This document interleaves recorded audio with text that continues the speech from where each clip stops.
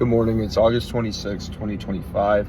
It's your boy Jaden, back with another video. That's so cringe, but yeah, I'm making another video. I think I'm on day 4.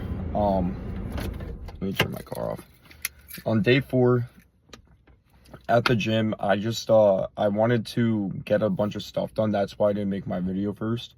But the goal that I wanted to talk about today, the message was about solving your problems. So for reference, for me, right, I'm a 20-year-old day trader, but how did I start out? Like, bro, I started out homeless. Growing up, my parents, we were all over the country. I lived in Florida. I was born in Jersey, then moved to Florida. My parents got divorced there when I was 2. And then my mom ended up kidnapping my brother and I to San Francisco, California. We were there for about a year and a half, and we were homeless. And it was the craziest experience, I'm telling you, you could possibly imagine. It's a surreal feeling. Just understanding, like, everything that I've been through now.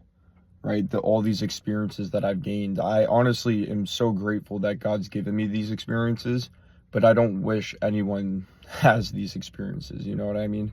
So, yeah, I was homeless at a very young age and experienced a ton of traumas, and those are all problems, right? And I try and say, like, those are real life problems, and then you have problems that are still real life problems. They're still your problems. They're just not as, like, necessity problems. Like, it's not like, oh, where's your next meal? Where are you, like, finding food and water and just to survive, right? But dealing with those type of problems is so much sweeter, right? And so much easier to deal with if you handle it with gracefulness, right?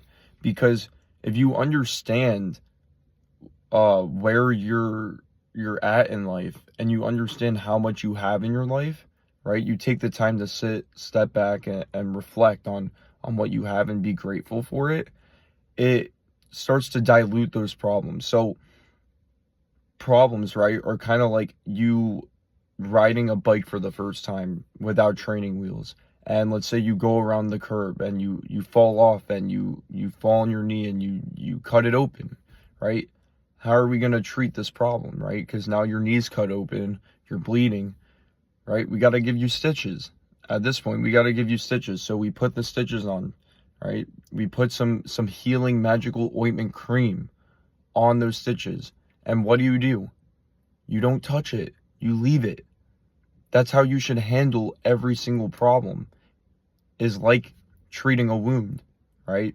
It's you muster it up for a little bit, right? You pay attention for a little bit, try and solve that problem, and then you let the rest do its thing. You let God do his thing, and you don't worry, because worry is the root of all fear, which causes people to be depressed, anxious, and overall live a depressed and scared life, because you're in constant worry, constant fear, constant doubt, right?